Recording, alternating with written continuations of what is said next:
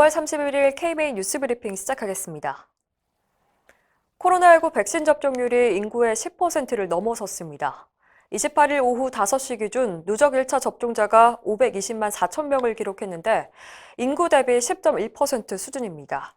이틀 전까지만 해도 7.8%에 머물던 접종률이 갑자기 높아진 건 동네 의원들의 참여 덕분입니다. 민간 병의원의 위탁 접종이 시작된 27일 첫날 하루 동안 71만 명이 접종했는데요.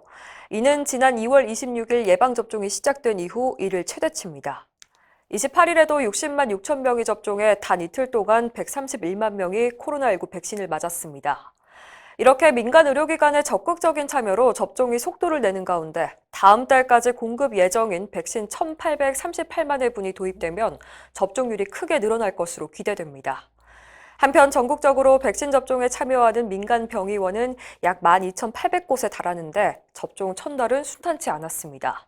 접종자 정보를 입력하는 시스템이 한동안 먹통이 되기도 하고 당일 예약 접종자가 등록되지 않은 문제가 발생해서 일부 개원가에서 애를 먹기도 했습니다.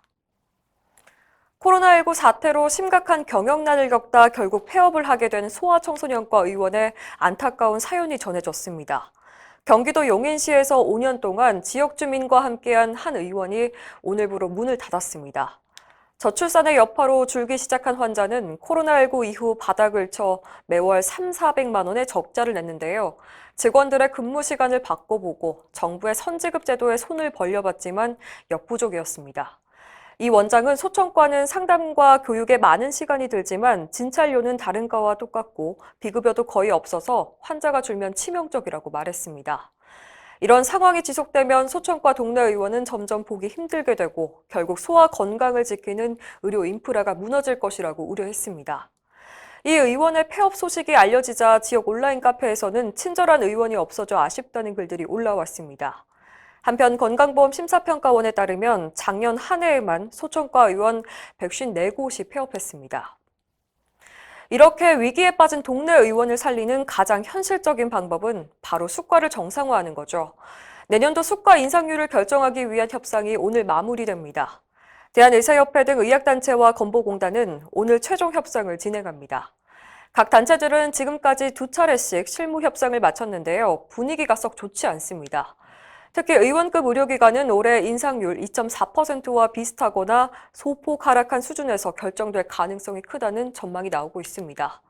여러 가지 객관적인 지표를 통해서 상당수 의원들이 폐업 위기에 몰릴 정도로 심각한 상황이지만 건보공단 측은 국민 부담을 강조하면서 낮은 인상률을 제시한 것으로 전해졌습니다. 오늘 최종 협상은 오후 4시 병원협회를 시작으로 한의사협회, 약사회, 치과의사협회에 이어서 가장 마지막에 의협이 오후 6시부터 진행합니다.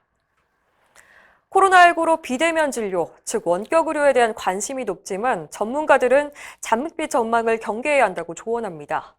최근 과학기술한림원과 의학한림원이 주최한 토론회에서 심재민 고대 안암병원 교수는 스마트워치와 같은 웨어러블 장비를 이용한 진단이 정확도와 신뢰성에서 많이 발전했지만 실제로 사망률 감소 효과로 이어지는지 면밀한 연구를 통해서 증명돼야 한다고 지적했습니다. 또 노인이나 장애 환자에게 적용이 가능한지, 개인정보 보호, 보험급여 문제 등은 풀어야 할 숙제라고 지적했습니다.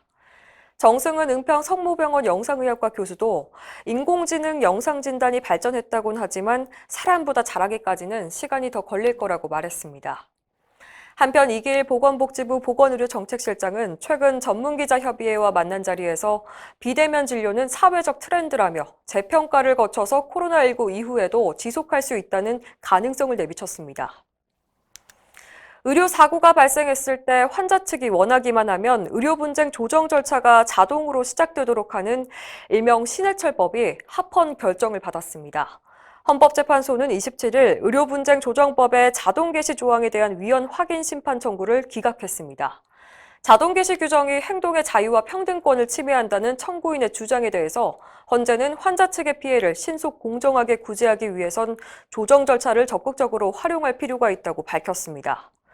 또 조정 절차만 자동으로 개시될 뿐 피신청인이 이의 신청을 하거나 조정에 참여하지 않고 소송을 선택할 수 있다고 지적했습니다.